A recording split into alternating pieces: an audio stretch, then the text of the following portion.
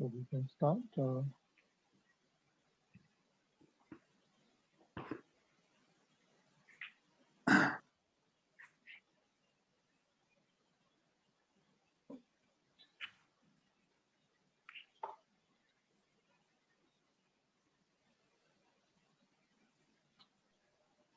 Yes, I think everyone has been admitted, so we can start. Okay, I shall start now. Yes. Okay. Good afternoon, everybody. This is Albert Ong. I am the chairman of the Green Economy Task Force of the Sustainable Business Network. Welcome you all by joining and participating in this side event of the Asia Pacific Forum of Sustainable Development. The purpose of this side event is to arouse the interest and also for sharing many new knowledge or new solutions that we hope to share with you all. Green economy is a task force, is one of the task force of the Sustainable Business Network of UN ESCAP. Our objectives, or our main objectives, is also to foster the green economy program and projects that we can alleviate in different sectors of the world, not just locally but regionally and hopefully globally. So there are many new challenges, but at the same time new solutions. The kind of new solutions are integrated solutions where we adopted a holistic approach to resolve those problems. Mr. David Morrison, who is our Vice President of the Sustainable Business Network Executive Council, and also our task force member, will be addressing and hosting this this event. He will be talking about the Asia Pacific Green Deal, and also the paper that which we have just conducted recently. We will talk about the many issues that we would like to address to you on a solution-based nature. Because we thought, like, after so many years of discussion and many mistakes that we have made, there are a number of good and workable solutions, and most importantly is the sustainable solutions that we can come up with. So the UN has been playing a very vital role in providing an international platform where we can come together with new solutions, down to earth, but yet workable. So the kind of the approach that we are trying to do now is do it ethically and unilaterally among all countries in the world, especially certainly is the Asia Pacific region.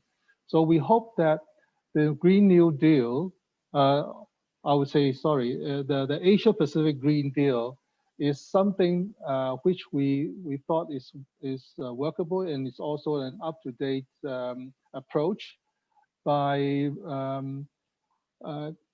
uniting different countries in the Asia Pacific regions to come up with some sustainable solutions. So David will be talking about that. And also in today's meeting, Ms. Marit Nilses, who is the Economic Affairs Officer of our UN ESCAP Investment and Enterprise section, will also be addressing to us. She will talk about the ESBN, the nature of it, because I think a number of our audience are not familiar with ESBN, which she can also illustrate. And also Mr. Stefanos FOTIOU, who is our Director of the Environment and Development Division of UN ESCAP. He will also be addressing in a few minutes. So without further ado, may I introduce, give the floor to David Morrison.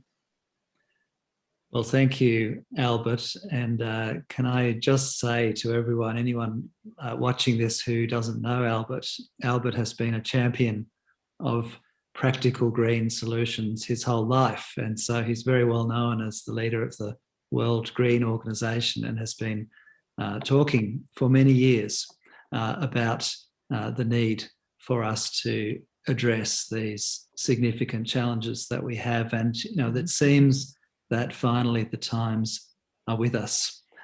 We are reaching a tipping point where perhaps governments, businesses, communities can find some common ground on what we need to do. So we in the ESCAP Sustainable Business Network have this idea to share with you today, and we're looking forward to your comments and your feedback in particular on this discussion today. It's the first time that we have brought these ideas out into the public, and we plan to continue this process of consultation with the business sector because that's our role as the Sustainable Business Network of ESCAP. So yesterday at the plenary session of this Asia Pacific Forum on Sustainable Development held at the ESCAP United Nations headquarters in Bangkok, I had the honour and the privilege of making a presentation about the views of the Sustainable Business Network representing the business sector to the United Nations on this question. And rather than repeat what I said, because some of you were probably there, I'm going to draw on what I said and make some introductory comments about our ideas about pursuing an Asia Pacific Green Deal. And then I hope that this will stimulate questions and comments and a discussion today. So essentially where this begins is that we are at this tipping point where we realise that our generation of leaders in government, in business, in communities, right across the Asia Pacific, our generation faces a really critical challenge at the moment. It's a multi-dimensional challenge.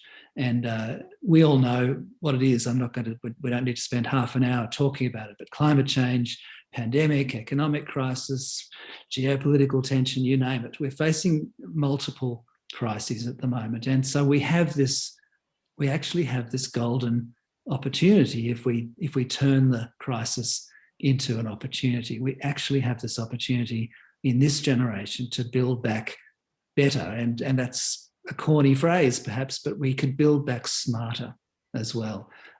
We could actually, if we really are smart about this and strategic about it, we could take stewardship of this transition from the old economy, which is not serving us as well as it needs to. We could take stewardship of this transition to a new era and actually make sustainable development a reality. And of course, as we know, if we don't make sustainable development a reality by around the middle of the century, we are heading for much greater crises than the ones that we are facing today. So, sorry, I think someone else has a microphone on there. Following the last decades, we in the business community of the Asia Pacific and governments and communities are well aware that we've been able to make great strides forward. We've been able to achieve significant development and growth. But with that, it's brought challenges.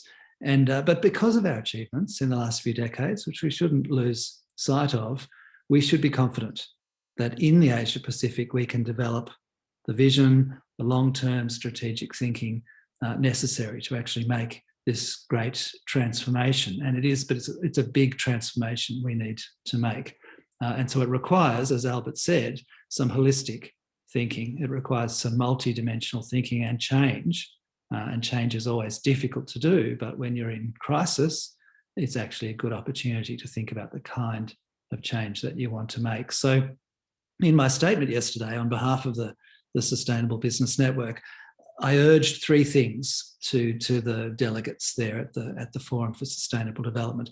The first thing that I called for was that we need clarity and certainty of policy environments across the Asia Pacific. That doesn't mean we have to all have precisely the same policy frameworks, but we need clarity and certainty, and we need to move as a region with some common spirit, some common mission towards renewable energy, towards sustainable transport, green cities, because the urban development of the Asia Pacific is happening phenomenally fast, and that these cities need to be green. And we need sustainable agriculture and fisheries, sustainable tourism, all of our industries. We also need less waste.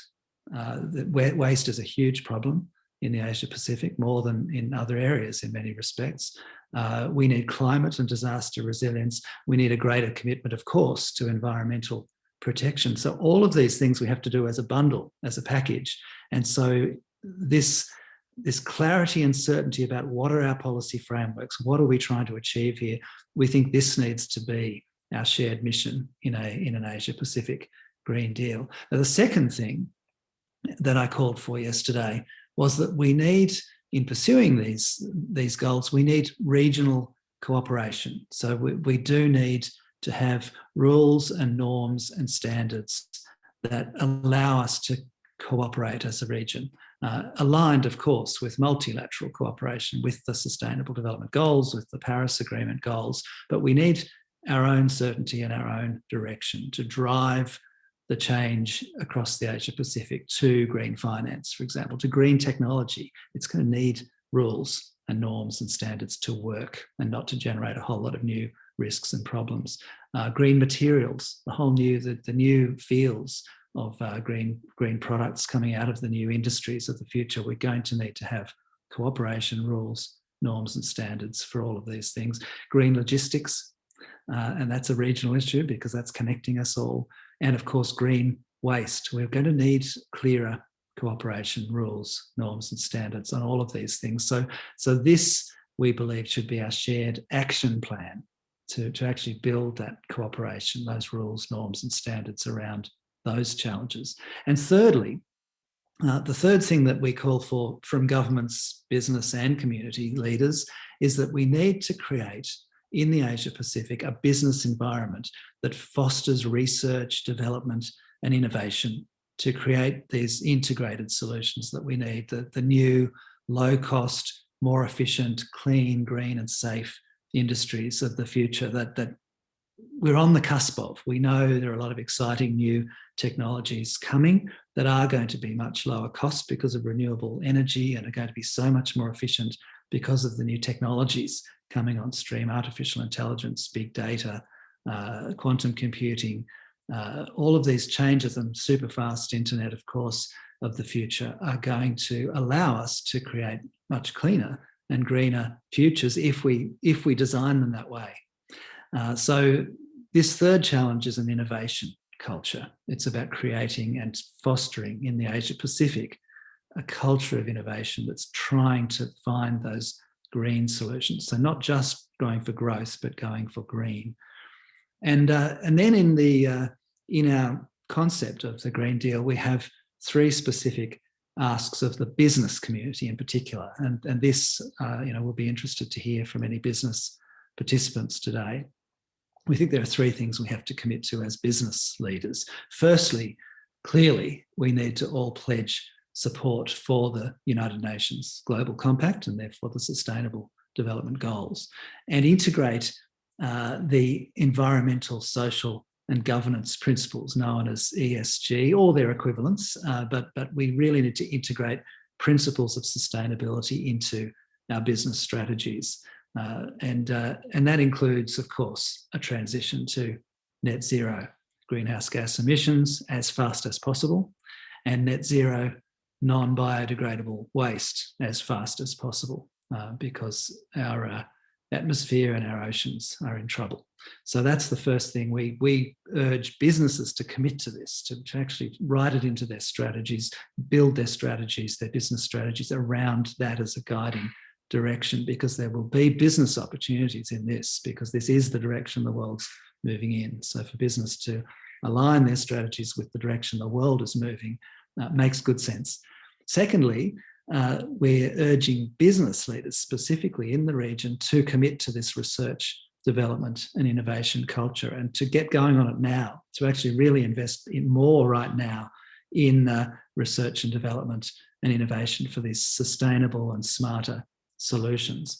And thirdly, we're calling on business leaders, and we'll be happy to be part of this, but we can't do this alone. I mean, we're a few talking heads. At the end of the day, we need to, if we're going to make this work, we would need to generate some real enthusiasm across business organisations across the Asia Pacific, and we work with them all as the ESCAP Sustainable Business Network, and collectively as business organisations and as major businesses in the region, we need to advocate to governments and to our communities to make the transition to the green economy.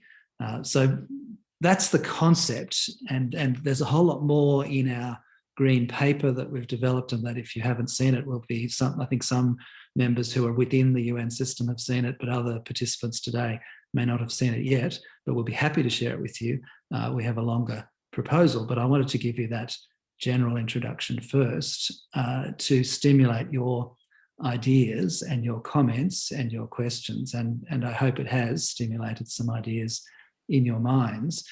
So over the next 45 minutes or an hour or so, we will have this discussion. And I think to kick it off, I'd like to ask Stefanos FOTIOU from the UN in Bangkok, from ESCAP. Stefanos is the Director of the Environment and Development Division, and he formerly had a very distinguished career with UNEP, with the United Nations Environment Programme. So he's the man in the UN in the Asia Pacific to advise us on how to take this forward with governments, and how to actually take the ideas and translate them into some action. So I thought we should hear from Stefanos first, but then after that, please do, all participants, you're welcome to please then indicate in the chat that you'd like to speak, and we can, the person facilitating this can facilitate you to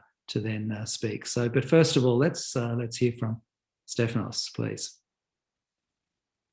David and Albert, thank you very much. David, you oversell me, but I accept it. Thank you very much. And just to say, that we have started a discussion about this paper you have put together. And what I want to say is that indeed I'm going to share my views as an expert, someone that I believe I have an expertise on sustainable development and even in green businesses, because I am 16 years in the system, in the UN system, but I came in the UN system from the private sector. And I do have a very big appreciation from the private sector. So I don't want to prejudice here any ESCAP-wide input to your paper, because I think it would be good to see a kind of institutional response to your paper through the ESBN. And it's good that this paper should go through the ESBN process and see what kind of feedback you get, because it's not the feedback of one person, but I think it's the feedback of a group of experts. But let me reflect on three things, and I promise I'm not going to ask the floor anymore. I'm going to talk now, and I'm going to silence after, because I do think that it's the businesses that they need to take the floor. So I want to highlight three things, and it's three questions. First, do we need a Green New Deal? Yes, we need. I mean, there's no one to say no. Why? Because we have a big uncertainty on where we're going in the next 20 years. I am 54. 20 years ago, when I was talking about 20 years, I was saying, oh, we cannot think about 20 years. But now, when I look 20 years back, I can understand how different things could be 20 years after. So I come from a generation that we didn't have mobile phones. When I was a student and I had a girlfriend, I had to call on a kiosk and ask her to go and pick up the phone. But now, 20 years after the 2000, where we have all these new technologies, we see people interacting in a totally different way. And we don't know where this interaction will be going actually in the next 20 years. So we have in ESCAP, we have done an exercise, a foresight exercise, and we identify some scenarios for the next 20 years. And we have seen there that things can go extremely wrong, to have some disowned scenarios that we will have lost the ability of natural environment to support our life to some good scenarios that will have a kind of green Anthropocene, that nature and humanity live in harmony. So we do need to understand who is driving these scenarios. And as I told you, I was in the private sector for more than 10 years, and I understood, and I have a very firm belief that the private sector could be a very big driver for positive scenarios. We cannot depend only on public sector, we cannot depend only on governments. The incremental improvement that could be done if we depend only on one actor will be very, very, very small. So we need the energy and vitality of the private sector to take action. And we see that there's even more and more commitment from the private sector to take the action. And I want to highlight the word commitment, because for me, the crucial point now in my second question is what kind of Green New Deal we want. So I think we want one that translates commitments to specific actions. So we want, you mentioned, and I want to take your word, an action plan. So it's not about a strategy, because I think, especially when it comes to the strategic level, we do have the guiding documents. We do have the Paris Agreement, and I would say that for me, it's not about businesses following up the Global Compact, which is a set of if you want, behavioral issues with the companies, but committing that the Paris Agreement is part of their strategic planning, that the post-2020 biodiversity framework will be the same, that the work that will come out from what we do on oceans and climate will be also an input to the strategic process of the businesses.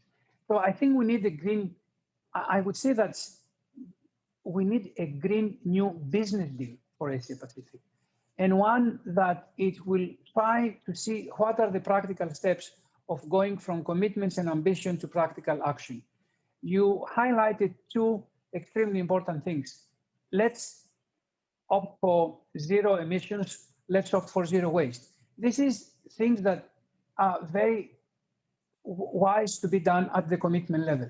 Let's find the steps on how this could happen. And I think that is the business sector that will find also the business case.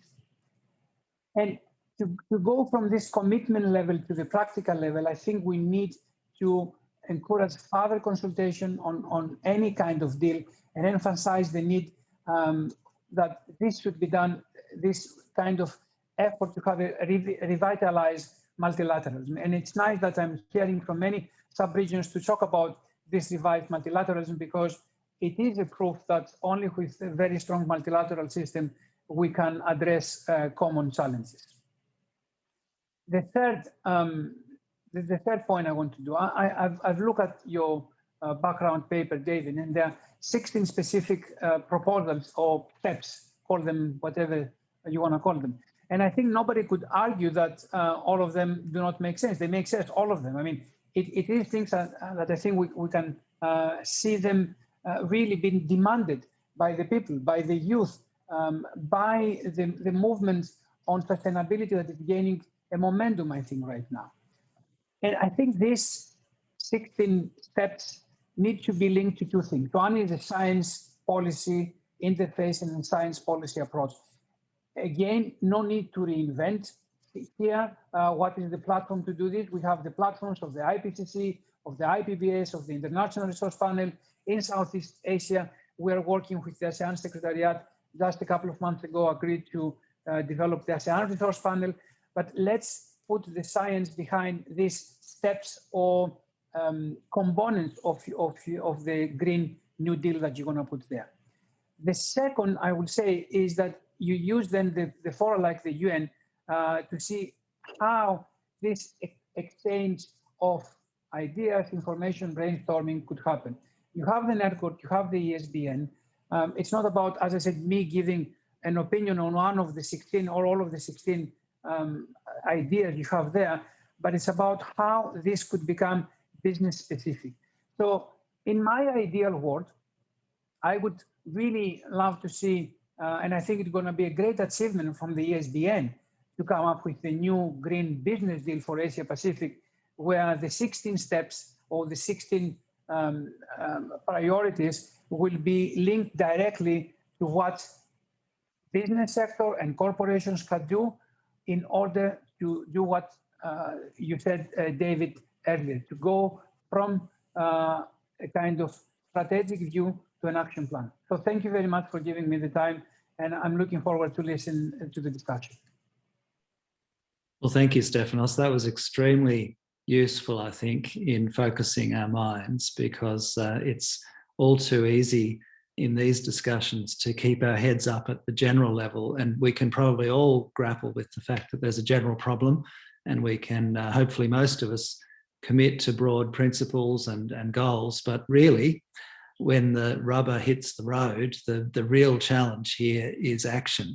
And I think that Stefanos's point is certainly the one that we in the Sustainable Business Network are hoping to make as well, and that is that business has a role here. Business has a critical role here, and I think as the Asia Pacific, we know this. We know this from our experience of the development phase of the last few decades, the critical importance of business in achieving development. Well, equally, sustainable development is also going to require a critical role from business. It's not enough to just have government discussions. And so that's absolutely what this Green Deal idea is about. It's about something we can take to business, about real practical actions. And that's really what we'd love to hear from you about today. Any participants who would like to raise questions or comments about what does this mean? What are the specific action steps that we should be taking? Now,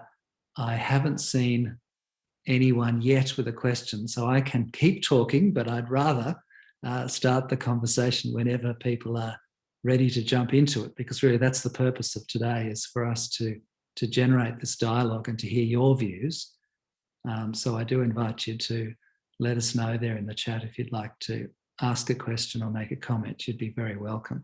In the meantime, I mean, I can make some other points from our green paper that we have developed, and we point out here in the green paper that this is about building a green economy. It is about finding new ways of doing things, new opportunities for investment that will build green infrastructure, new public-private partnerships to innovate, to develop these new sustainable technologies. And so that's the really practical work of the major businesses, and businesses working within government frameworks and working with universities and others researching the new technologies of the future, because we've got to harness these new technologies that are all coming on stream in the next decade or two. We've got to make those new technologies sustainable. So from our perspective, we're thinking really that is at the core of a Green Deal for Asia Pacific, that it's about business innovation. It's about developing new ways of doing things. It's not an abstract. It's not just about a government discussion or a political discussion. It's a discussion about business, and that it's further bigger than that as well. That it is also a governance challenge. It is a challenge for governments, and governments need to work, we believe, with business on this and with communities, and for this not just to be an abstract discussion, but about the actual steps we need to be taking. And it's also for all of us as individuals, as communities.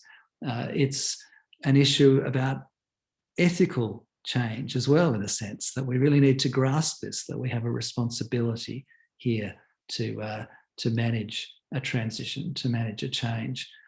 And so these are, in addition, obviously, to the economic challenges, these are some of the arguments that we develop in the green paper. And I'll take you through, before I call on the next speaker, I'm going to take you through the 16 points that Stefanos referred to.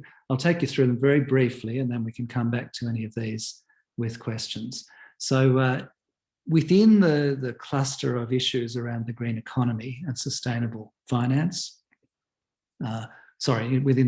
first of all, there are the high-level principles, of course. Agree to the Sustainable Development Goals, Paris Agreement goals, align the national development plans with that. That's a role for governments.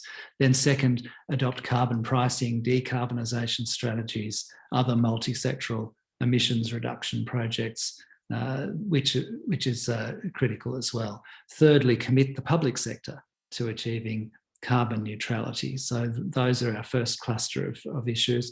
The second cluster is the green economy and sustainable finance, developing green finance instruments for sustainable investing, including exploring things like national sovereign green funds, but this also being a private sector driven idea that we really need to shift to green finance. Incentivise a sharing economy, reusing, repurposing and recycling as we design these new industries, just as we've seen the disruption of industries in the last couple of decades, from rethinking things altogether, from Airbnb to well, virtually everything. We've seen the rethinking of industries. We need to do this again and rethink transport and all these kinds of issues. We need to encourage more inclusive entrepreneurship to seize opportunities. We need to leverage the powerful business university networks for research, innovation and startups for the green economy. And then under the cluster of green infrastructure and energy issues, we have embed low carbon mandates and standards into urban development projects and use massive new urban development projects to embed green planning, green thinking, new green jobs, including sustainable transport, renewable energy, new green construction materials and technology. And we'll see all of this happening, but we've got to push for it to start happening now. Speed up, of course, our transition to renewable energy. That's happening faster than we thought. I think in the last year we're seeing a real growth now. We're now moving fast, and it will continue, no doubt, in that direction. And not just renewable energy, but emission-free transport, renewable materials, and of course building this green infrastructure featuring climate resilience and to high environmental standards.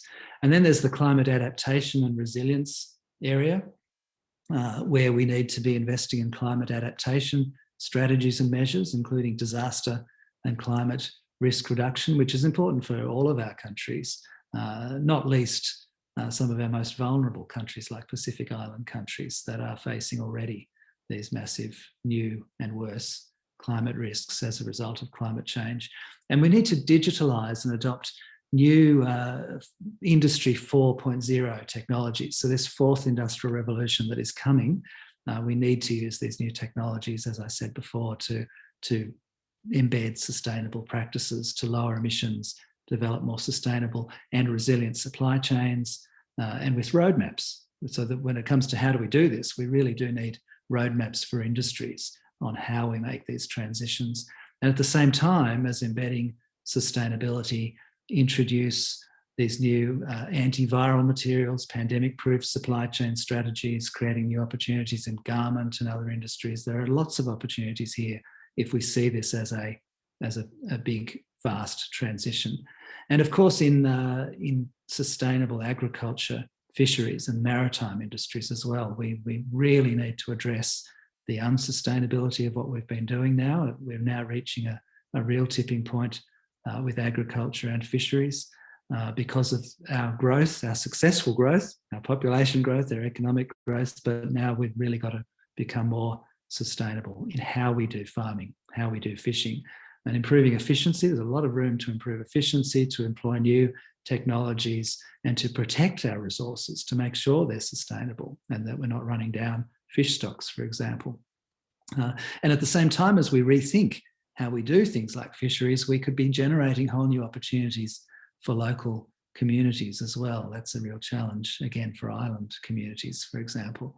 In the last cluster of issues is the issue, finally, but it's an important part of the cycle, and that is waste management and certification, to innovate more ambitious, smart upstream and downstream waste industry practices with new infrastructure and technologies and certification standards. And it may be that in a few minutes, Albert or William Yu, perhaps from the World Green Organisation or others, might wish to talk a bit about waste, because there are some real opportunities there for practical measures we could take as well.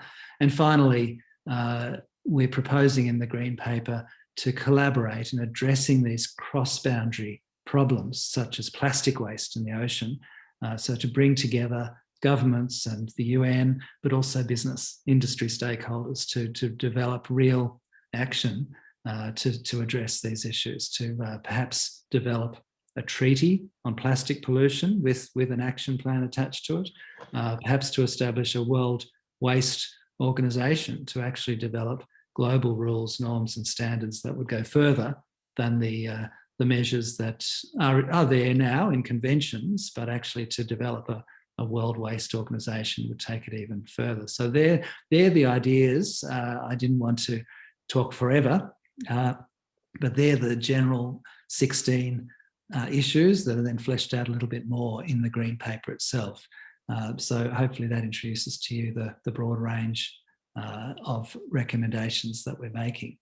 Now, having said all of that, I think we definitely need some further discussion. And if we don't have any questions, we do have Marit Nilses from the ESCAP Secretariat in Bangkok, who maybe if you're there, Marit, I might invite you next to make some comments about the Sustainable Business Network and what we're doing here. Over to you, Marit. I think we just got one question. Thank you, David. We just got one question, but I'll just make a quick, say a few words about the ESBN and how it fits within ESCAP. Albert mentioned a few things in the beginning, but just for those, I see that there are a few here on the call that are from outside the ESCAP Sustainable Business Network, and so just to put it in context. As you probably know, the ESCAP is a regional commission of the UN, and as such, we have 53 member states and 9 associate members. So our main clients, if you call it that way with a business word, are governments. But we work through analytical products, policy advice, capacity building, and intergovernmental kind of discussions to bring issues forward around sustainable development, inclusive and sustainable development in the region. So that is, of course, centered around the Sustainable Development Goals. The 2030 Agenda for Sustainable Development is at the core of that. And the thing is, as you have been pointing out here, these goals cannot be achieved by governments alone. Governments set the frameworks, but we do really need business. We need partnership with business to move things forward. It's not going to go quickly enough if it's only governments. You know, it's not only business, actually, it's all of us, right? It's all of us as citizens, as in our roles in business, in our roles in working in government, in international organizations, wherever it may be, right? It needs all of us to achieve these goals. And in particular, a case in point is, of course, climate change, right? Just to draw an example, achieving the rapid transformation needed to reduce the risk of dangerous climate change will really require such a rapid transformation of our economies, of our societies. It will require, basically, according to the calculations, 50% reduction of emissions within 10 years from now and a net zero by 2050. And that is a massive transformation of how everything is done in our societies. And that's just not gonna happen unless we're all on board. So raising these ideas about a Green Deal, about coming together around concepts, it's really valuable, and I'm looking forward to this discussion here. As regards the ESBN, and so ESCAP set up the ESBN to collaborate with the private sector, engage with the private sector around achieving the Sustainable Development Goals. And the ESBN consists of, it's run by an executive council, or governed by an executive council. And it has currently 6 task forces on banking and finance, digital economy, disaster and climate risk reduction, green economy, innovation, and youth and women entrepreneurship. So this is one of those 6 task forces. And as it's led, these task forces are led by business that are part of the, the network. And the mandate of these task forces is to implement concrete projects and initiatives and advocate for sustainability. All of this should, of course, be aligned with and complement ESCAP's work to promote sustainable development in the region. So that's the context within which this position paper has been developed. And you've all heard the ambitious ideas of the task force. And this, as Stefanos mentioned, this is the beginning of the journey of consulting within ESBN, within the wider, this is, David mentioned that in the beginning, this is the first kind of open consultation around these ideas, and that there will be a process going forward in bringing in views. So we are excited to see where this process will go, and congratulate you on this first step, and we look forward to seeing where this will take us. And I think now you are starting to get some questions or comments and in the chat box. So I think if for those who want to speak, Flora will be able to open the cameras or the microphone. So with those few words, thank you all for engaging, and I look forward to continued discussions. Thank you, Marit. Yes, so we now have a couple of questions there, and there's the first question is from Susan Dior. Susan, did you want to have the camera and the microphone to make a comment and ask your question? Or did you just want me to read it out? So you're very welcome to have the camera and the microphone.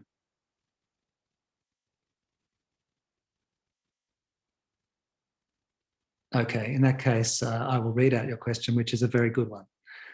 Susan's question is, what is your new green mindset for a green deal? What does a green economy mean? Can you explain the whole concept? And look, I think this is very important, and we do have to have this discussion. We've given some thought to this in developing this paper, and we are, as we said, of the belief that we have to have business at the centre of addressing a green transformation, and that we need to be practical and have a practical action plan, but we really need to take a comprehensive approach. So this needs to be about not just business actions or not just government actions, but actually it has to be a whole new mindset, as you say in your question. It's actually an ethical challenge as well. We have to manage the way we impact on the world very differently in the next generation, in this generation. We've got to get to a different point where we're much more sustainable by mid-century to avoid the alarming scenarios that we've all heard about from climate change. Even achieving our goals mid-century of net zero, we're still suffering climate change, but it won't be as bad if we can adapt. Now, there've been ideas around for a long time, but there hasn't been a mindset. There have been practical ideas, there have been governance, political ideas. Let's set targets, let's do things. One idea that became quite popular after the financial crisis that hit Europe and the United States in 2008 was the idea of a green stimulus. That was an idea, a bit like what I was suggesting, that we should take a crisis and turn it into an opportunity. So there was an idea then that, look, we've been talking for decades about climate change, but we're not getting very far in addressing the problem. There had been some countries had started to talk about carbon pricing and practical measures, but there'd been no real comprehensive approach to do something big and something dramatic. And so there was this idea of a green stimulus. But as we know, it didn't really work, because after the financial crisis, both the United States and Europe really adopted much more austerity policies rather than pumping lots of investment into new green infrastructure or new green solutions, which was the stimulus idea. They actually went the opposite direction, and so it really didn't happen. Meanwhile, of course, places like China were at that time as well, dramatically growing and dramatically investing in infrastructure. And China, as we know, went offshore with its Belt and Road Initiative, following what Japan and others had done in the past as well, investing massively in infrastructure in Asia as a whole and across the world. But a lot of that infrastructure as well has not actually been very green. So there hasn't been a mindset shift yet. We're still doing things the old way. And so the idea of the green stimulus, the idea of just talking about it hasn't really worked sufficiently. So we are of the view that we really do need to address the mindset. That's why we really need a a green deal that represents what we could do in Asia Pacific and that has business at the centre of it. So it is different from what might be discussed in some other parts of the world. Sometimes when people talk about a green mindset, they talk about degrowth or no growth. Now, this is a view that we hear often from the rich world, from Europe and from America. They're advocates of no growth, and let's hope they're wrong, but they believe that unless we stop growing, we cannot actually address climate change. So that's a mindset, but I would suggest it's not a very realistic mindset, because I don't believe that we're going to get the business world or actually the constituencies in that governments have to serve across the world agreeing to have no growth. It's just not realistic. So what we believe we need is actually what the world has agreed to, and that is sustainable growth, sustainable development. We can continue developing, but only if we shift our mindset, only if all the new investment, if all the new infrastructure, the new industries, the new jobs, the way we manage waste, only if we address all of this to make it more sustainable, then development is possible. Then you can balance. You can do what the Brundtland Commission in 1987 recommended, sustainable development. It's this phrase. It actually means balancing. You can develop, but you've got to do it sustainably. And we've never achieved that. We haven't yet since 1987. Since we've been talking about it, we just haven't made enough progress. So our concept here at the core of this paper is we've got to develop a mindset that we want to make this transition, and it's got to be multi-dimensional. It has to go across what we're doing in government and what we're doing in business, but also with us.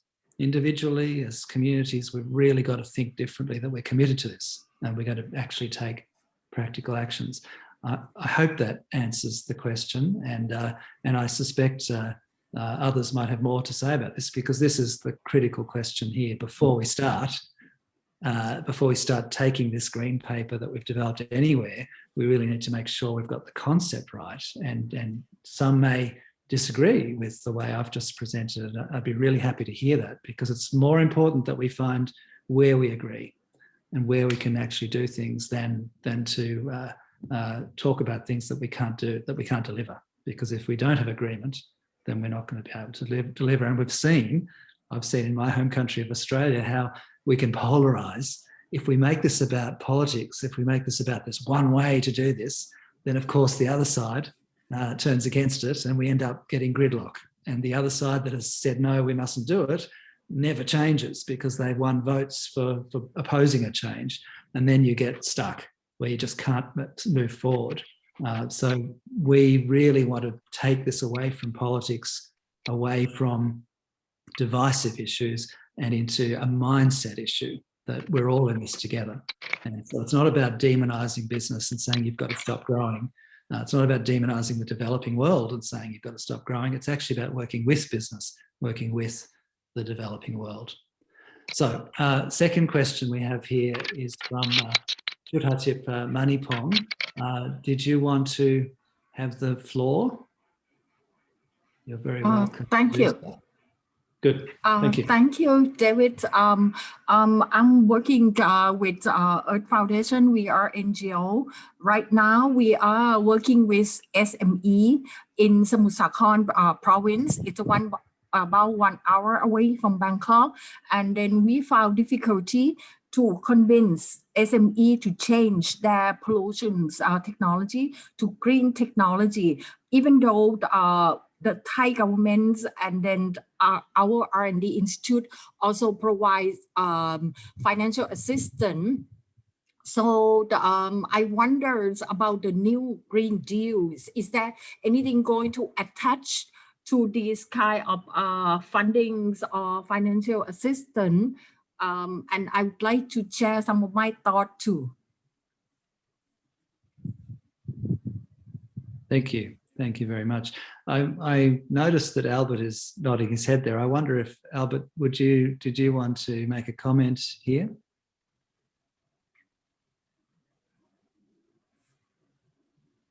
You need to, yes. Can you hear that? Yeah. Yes. Yeah, thank you for the question. In fact, the comprehensive, meaning behind the Green Deal, or even like the green economy, is actually to giving commercially viable solution, okay, or the sustainable solution to the public, okay, not only the business sector, but certainly to the SMB and also the charity organization or community groups. So, but what we have encountered in the past was most of the projects that we are doing are themselves not sustainable because there are not much commercial element into it. So what we are trying to do now is to gather a lot of role models which are successful and put in a commercialization program within there, so that when you do the planning, there are also a calculation of how you can make a balance out of it. And also most importantly is for whoever are doing it, it is also beneficial to them. This is a very important move, because once they understand that in the long run they are benefiting, then they will change. If not, everybody's looking to the dollar sign first, because usually people don't talk about what are you going to do, but instead, do you have the money first? So I think this is also another concept. But what we are trying to do is really to make kind of a paradigm shift in the way how we do all these programs. Thank you, Back to Albert. you, yeah. Now, are there any other questions? I haven't seen any more for the moment, but I do see William Yu is there. And William, I wonder if I can invite you to contribute some of your expertise to this discussion, and in particular, perhaps to address the issues of green waste and the kinds of practical actions that we could be taking through an initiative like this Green Deal. Yeah, thank you, David. So I'm also one of the contributing author of this Green Deal paper. So I think as David mentioned earlier, pointing out the pressing concern on climate change, but still, appears to be very abstract. People nowadays still don't feel, they taste the disaster, but they don't really feel about, the urgency. Instead, ways appear to be, more solid, we can experience in our daily life. Actually, because of this rapid economic growth, urbanization. So according to UNEP, the waste-related greenhouse gas emission are almost 5% of the total. So waste become an important source of greenhouse gas, okay? So we try to link up climate change and waste. And these emissions are expected to increase to 9%, if business as usual. So that would be an area we really need to look into. So we should, for the waste management, now the concept is not only limited to safe disposal. We need to know about the solutions for recovery of waste. Okay, so we need to address the root cause, that is unsustainable production and consumption. It's not easy, as David already mentioned about the behavioral change. We talk about climate change for many, many years. It's not easy. We cannot change overnight. So, but this green paper, I think, is we trying to engage all the stakeholders, bringing them to get together, maybe working from small scale, the pilot project, to address a specific issue. Say, for example, waste is a good issue to start. We have 2 billion tons of solid waste in 2016. Okay, according to World Bank, by 2050, that will increase to 3.4 billion tons. Okay, then maybe like plastic, that accounts for 12%. So maybe plastic could be a way we can get started to work on a pilot project. How to convert all these plastic waste into something useful. That's very important. You know, by 2050, according to a foundation report, you know, the number of plastic in the ocean will be, you know, the number will be outweigh the number of fish. So for this Green Deal, I think UN can play a role to facilitate all these changes, especially cross-border collaboration. So we have successful case, actually. Let me point out a global system level kind of intervention. You remember the Montreal Protocol back to 2007 to address the ozone depletion. Okay, so all the countries, they sign to share the goal to prevent the ozone kind of issue. And all this charter finally can work out, and people start to reduce, you know, from the product level, from manufacturing, all this. So if by means of this Green Deal charter, Green Deal paper, we can work out our waste kind of charter to address the waste issue, or even to facilitate a working organization, a world waste organization, to help to address this. I think that's very important, because now people start to feel about, you know, the problem brought by the waste, you know, in the city. So I would say is a very realistic issue that we need to face nowadays. Now we need to put all the stakeholders, bring all the stakeholders together to work out a better solution. Yeah, thank you. Thank you, William. The next comment is from Maggie Gorse. See you there, Maggie.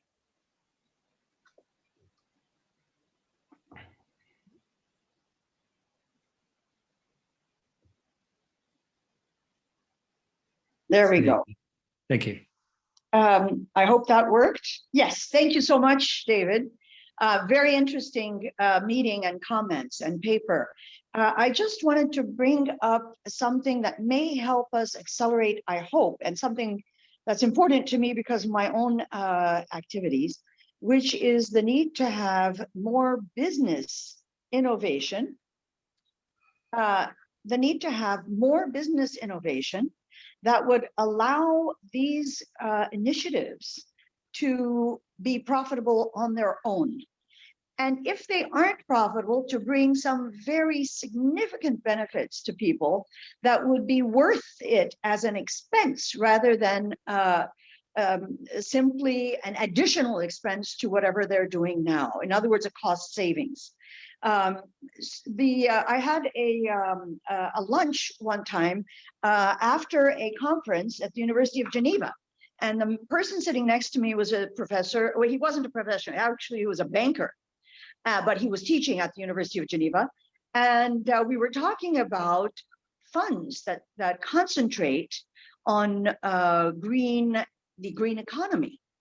And I said, how successful are your funds? Are you able to get investors? How are they doing?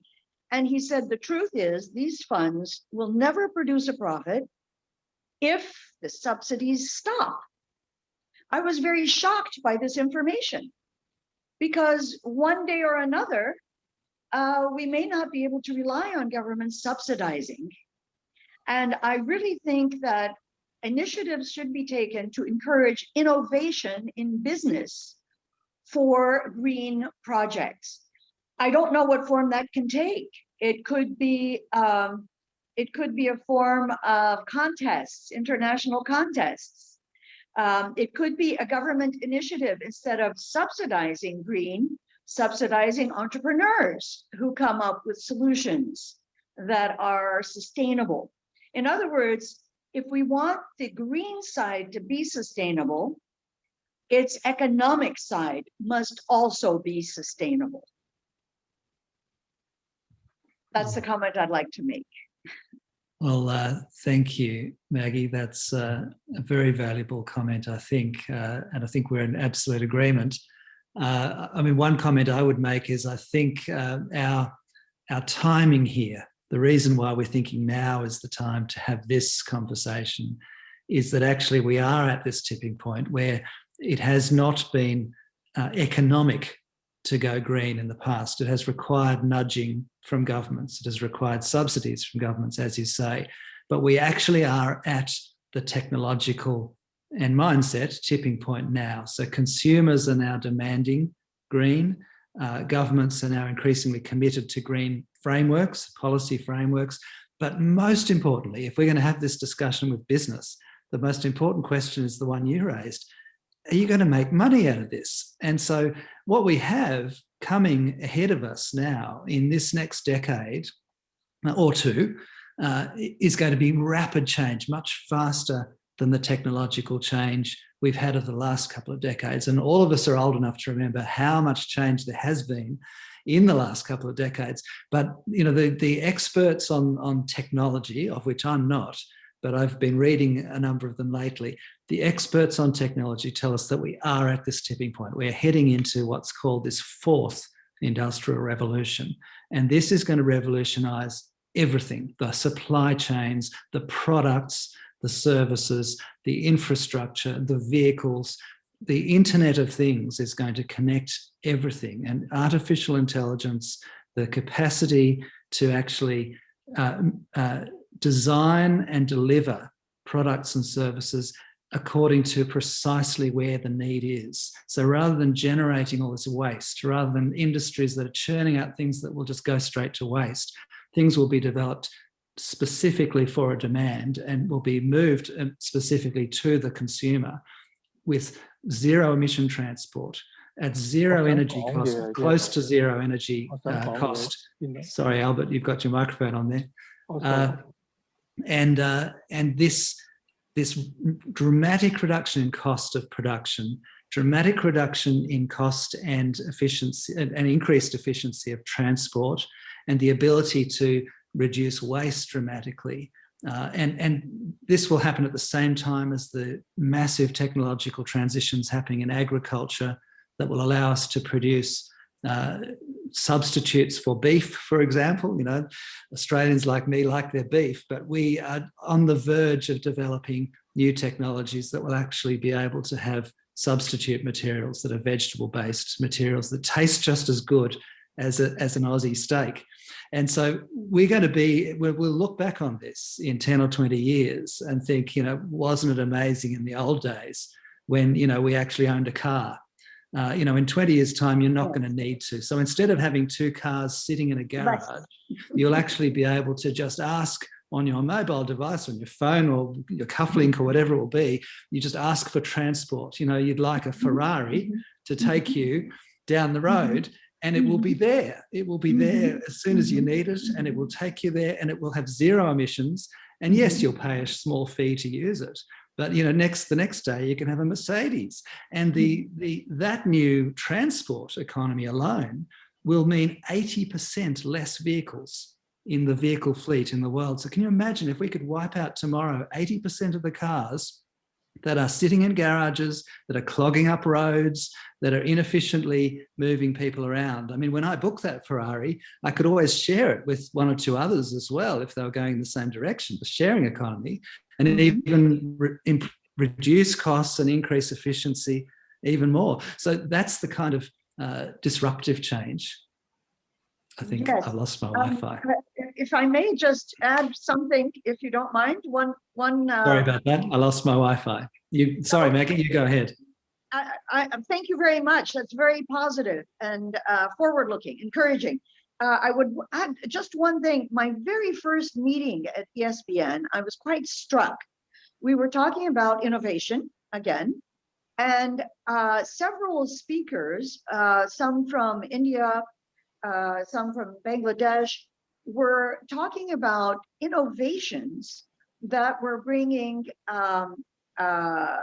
significant change at extremely low cost, such as, I don't remember the full details of this product, It was an earthen device, earthen made out of clay, that used water which had not been sanitized, and yet was able to sanitize water and cool the water and other products at extremely low cost without energy.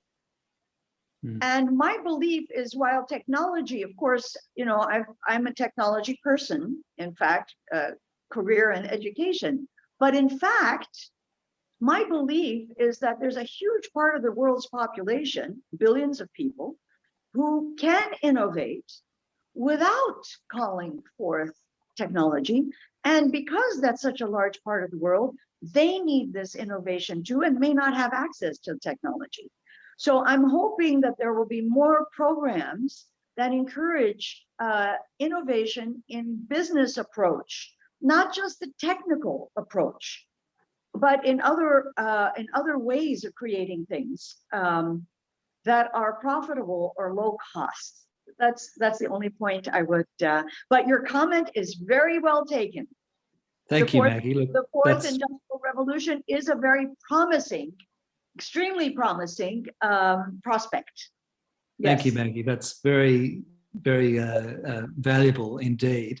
And yes, I think we need a dose of optimism, because we have no doubt anymore about climate change. We know the risks, we know the threats that we're facing as a world, but we have to be careful not to get bogged down in negativity, because the negativity can feed political polarization and actually can freeze us from taking action. So our hope is that, yes, we acknowledge and agree that there are serious risks and threats here from climate change, but on the other hand, we can actually empower ourselves to address these. We can do it. We in the Asia Pacific have achieved a lot in the last 50 years.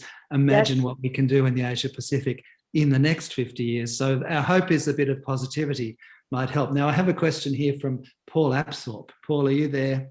Right. And then I'll come to William second. But first, I have a question from Paul Apthorpe, if you're there. Yes, good afternoon, everybody. David, you don't know me. Albert knows me. William knows me. Marit knows me. Too many people know me. Right. I've worked in the transport and logistics industry, specifically in the GMS and ASEAN region, for the last 15 years. And I've been to many ESCAP meetings. I've been to many ADB meetings in Manila. And I'm always interested as we leave the ESCAP meeting, we have to hold our breath for the buses that go past, blowing the black smoke in Bangkok. And the ADB meetings always say, you need to get out of here early because the traffic's really so bad, but we're there talking about how to fix the traffic. Anyway, my question is, I've done a lot of work in the last few years, and I've even just finishing today an ESCAP research paper on freight transport in the GMS developing countries. And I do a lot of work in even the last year, Myanmar, where I know Albert from very well,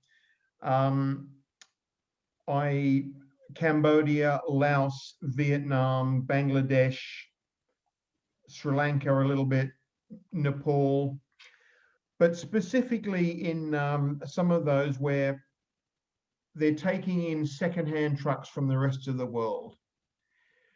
And we've approached through different scenarios, done reports and papers and recommendations and workshop to stop taxing new trucks to the extent that they do. So that it, 70, 80, 100% tax to bring in a new truck. Therefore, in Cambodia, they'll buy a third-hand truck that's come out of Vietnam that might just make it. And I talk to people in Cambodia, and they send me photographs of trucks. And I say, he says, should I buy this? And I say, what year is it? And he says, 1998, right?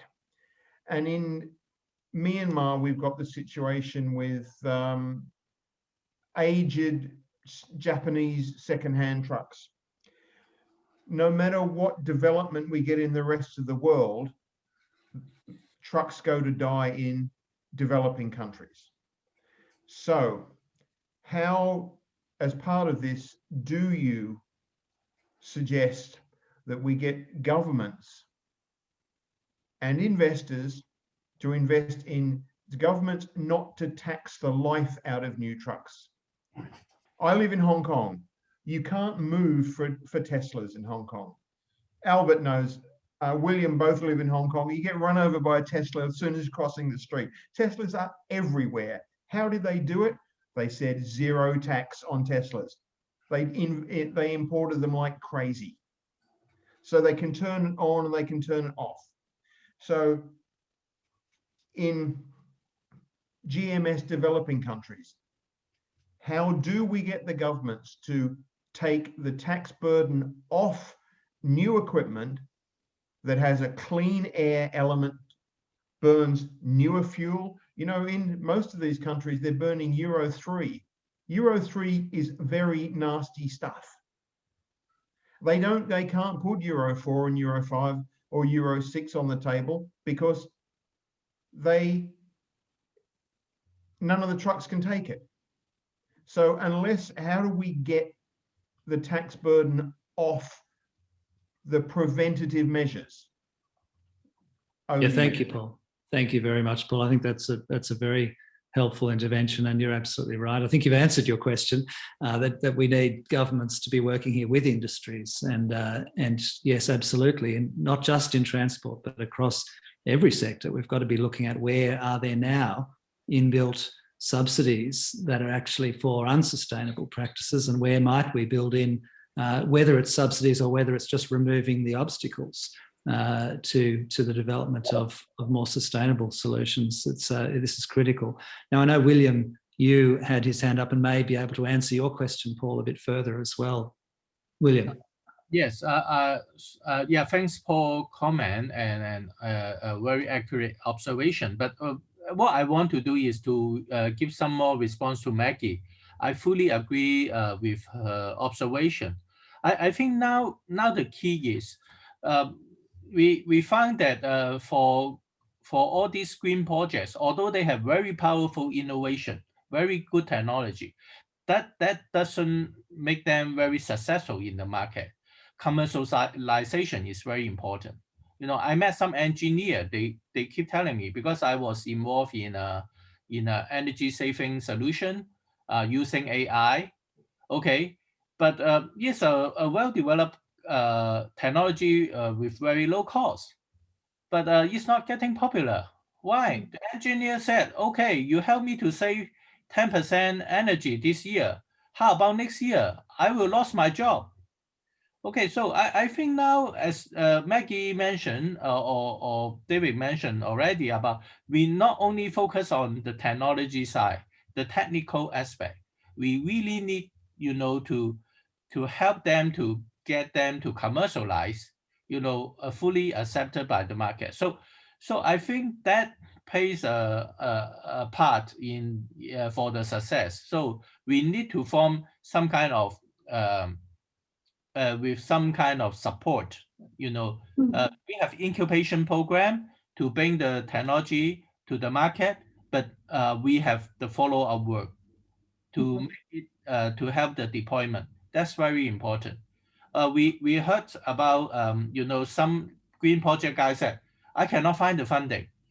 The funder said, I cannot find good green projects. You always hear this kind of comment in the market. You know, how to help both sides. I think that's very important. And I think the Green Deal, we should have some work to facilitate this to happen. Thank you. Thank you, William.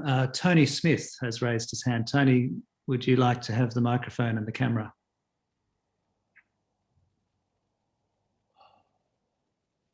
Hello, yes. Yeah, I live in Hong Kong as well. It's great to be a new member of ESBN. I think what Maggie is saying about technology, and William about waste, and Paul about trucks going to die, I think what we're looking at is not just the reduce, reuse, recycle kind of regime. I think we've really got to look at like retooling, okay, retooling industry, okay, because not everything's technology. I'm in a technology company, so we are really looking at, you know, solutions to actually make things more efficient. Okay, but most of the things we use every day, you know, are just ordinary products. And if we're looking at reducing waste or recycling waste, then there should be some incentives for factories. You know, there should be some guidelines. There should be some technological and management and production guidelines for them to retool. We have one part of our business, we produce SIM cards, okay? So 90% of that SIM card is plastic. And I'm having a really difficult time trying to get any of the credit card type factories to even consider retooling, because do you know what? I can go out and get something made of some cornstarch type of product, but then it won't hold the SIM. Or if it's an environmental issue such as humidity, it will warp, you know. So, and then you can't sell it. Okay, so it's looking at how we can also help right down to the basic level of the factories, because yes, we come up with innovative products, we come up with really fantastic new kind of technologies, but at the end of the day, the everyday product is still being packaged, is still being produced, and we actually really need to look at how we can help ordinary factories, okay, to be able to retool. And I think that could be another way of looking at how we retool our green outlook. Yes. Thank you, Tony. Thank you, Tony. No, that's a great point. I think a very good point to end on. I think it appears to me like that we've run. Thank everyone for your contribution. Anyone who hasn't received.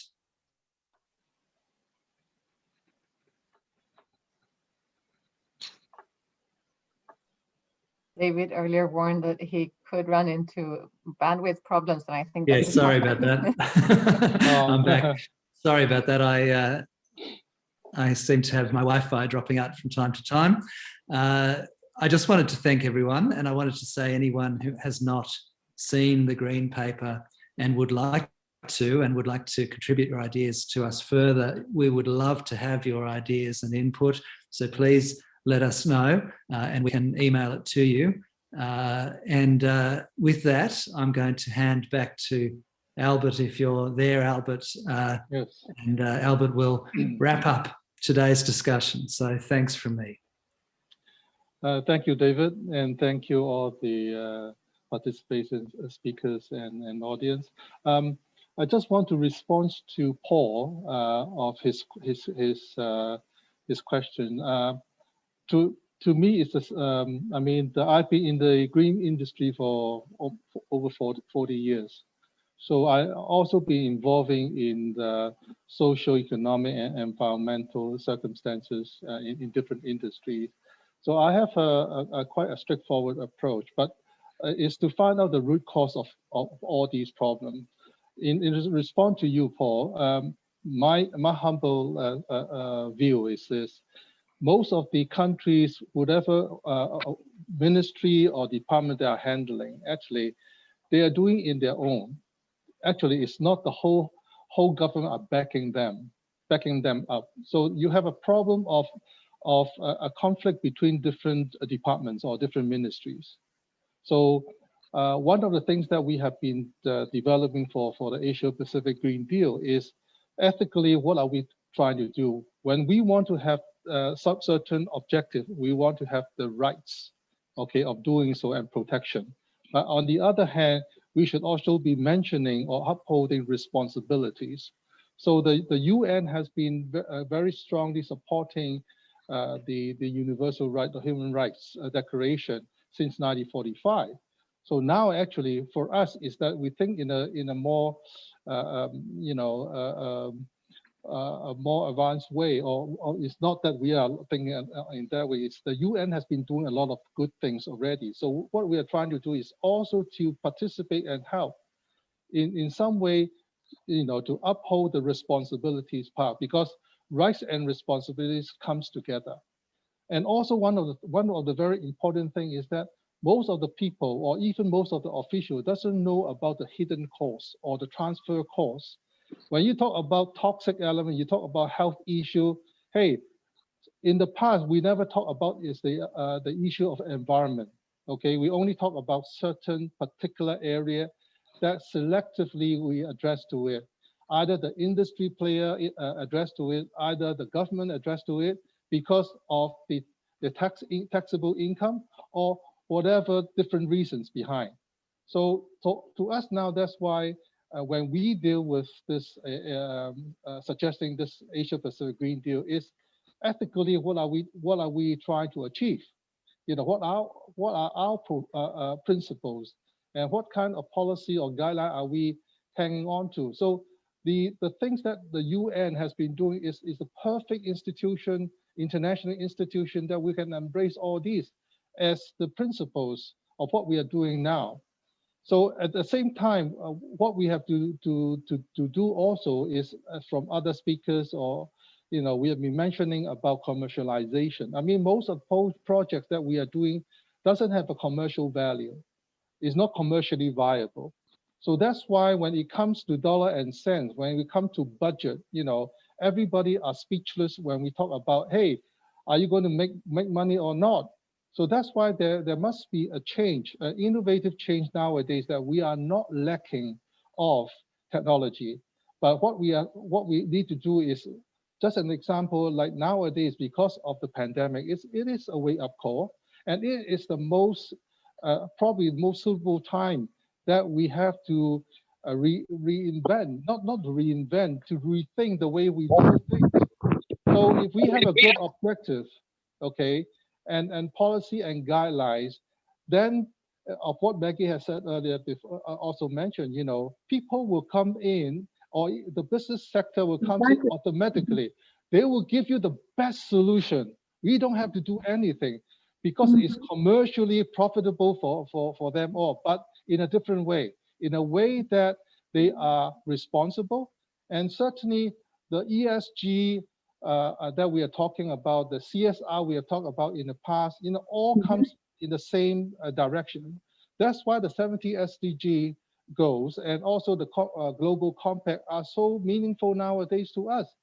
In the past 10 years, you know, or so earlier, you know, people pay a little attention. Now it is a must thing for every commercial organization to do it. And most importantly, it should be kind of, it's not for only the multinational or corporation to do that. It's also good for the SME. So imagine what we are trying to do for the green economy is not about environmental friendly thing. It's more than environmental friendly. It's an economy. It's just like the from old economy to the new economy. So what is this new economy means to us? Okay, when we talk about green economy, because 10 years ago, our UN has already set off this initiative 10 years ago, the Green Economy Initiative. So what we are trying to do is to follow up, you know, with some really good down-to-earth solution, you know, and to play forward to it. So I think there is not a lack of capital or lack of solution. It's only about the application and doing it the right time, because the wake-up call that we have received now, actually, when we talk about the recovery, we now have more people talking about the green recovery. So it's not about just looking at the environment issue. It's not about the climate crisis. It's all in all, you know, because the climate and all other issues are all integrated together, are mingled together, are blended together. So if we want to solve that, you will have to look at the root cause of all the problem. And when we solve the root cause, then the cause can imagine, you know, a lot of things are interrelated. So once we resolve one problem, the other can be resolved easily. So that's why the cost can substantially lowered. And this is our findings. And in this Asia Pacific Green Deal, in our green paper, actually, we will also illustrate on these findings. And these are the models that are now down to earth. You know, we are not just about advocacy. We are talking about providing solution. We are solution provider. So we welcome any of you from the floor. I mean, please come, join us together and find for other really workable solutions. So I think, and I have been approaching a number of government of ministries and officials, and we, I mean, even for the underdeveloped country, when you ask one question to them, which problem or which objectives do you think is the most important thing? Some minister was just tell me that everything is important. Everything should be priority. So that's why now people have a different mindset, because things are all interrelated, economically, commercially, or socially. I think this is what we have found out, and certainly throughout different participation and experience and participating on a number of all these meaningful forum, we learned. Okay, I think that the thing that we have to do now is we learn from our mistake, and we learn also about the new ways, but how are we going to aggressively doing that? Because we don't have much time left. If we say another 5-10 years to resolve certain thing, we are not there already. We are not here already. So I think that's why I'm very happy that some of our speakers are also addressing this issue in a more aggressive, positive way, because green is something what we redefine as like we are a positive thinker. Okay, we never say no. We never say we back down, but always coming up with new solutions. So this is the kind of mindset or the energy that are bringing us together for this paper. So it's not only about the solution, it's an overall behavioral change, not just for one community, it's all across. So this is about also, because the way why we are addressing economy issue is because this is not only a commercialization issue, this is about everybody in the world. It's not just regional or locally.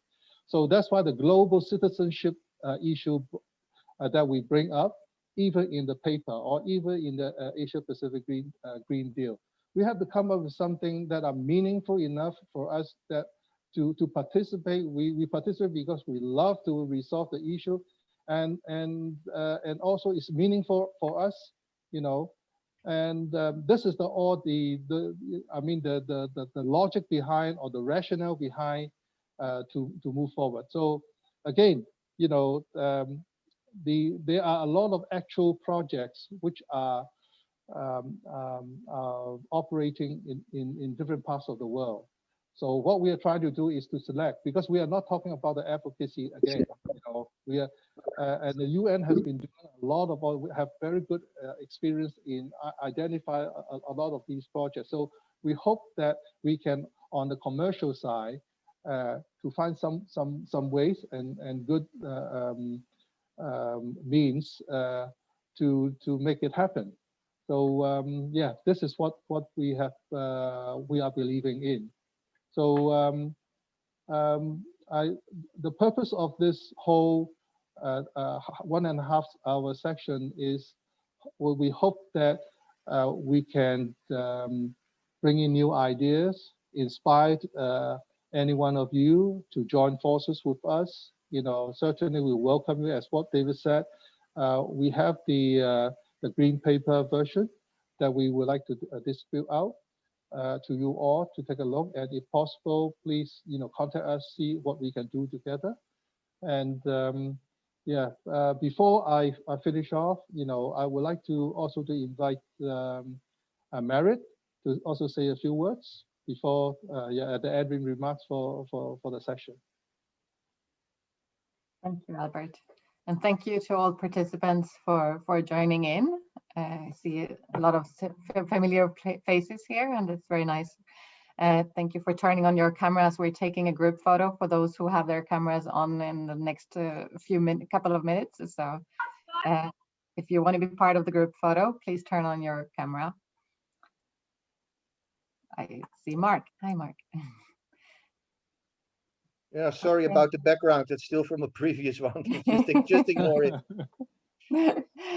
So I wanted to thank all for the interesting questions, for the insights shared, and for the interesting discussions held. And finally make a small pitch for those who are from business. If you are not already part of the ESCAP Sustainable Business Network, and if you're part of a company that is implementing the Global Compact principles, please contact us and to explore if you might want to be part of this network. We need ambitious companies who are setting ambitious targets and want to be part of pushing ambitious government action. So with that, thanks again to all, and we look forward to a continued conversation on this. I think as the next step, this will be discussed in the Executive Council meeting of the ESBN, and then further in taking it further in other task forces and to the broader scale. So we look forward to that. Thanks so much, okay, Albert and David, for facilitating the session also, and taking the lead on this. Okay, thank you, Marit. Just my ending remarks. Thank you again for all your participation. Thank you, David, also for being our moderator today, and also Marit, and also Stefanos in participating and speaking, and also all our participating speakers. You know, there will be a lot of action coming up, a lot of projects that we would like to do, and we certainly hope to invite you all to join the forces. So there are contacts correspondent that you can reach us easily. So we're looking forward again to work with you all. And thank you again for participating in this side section. Thank you. Bye. Bye.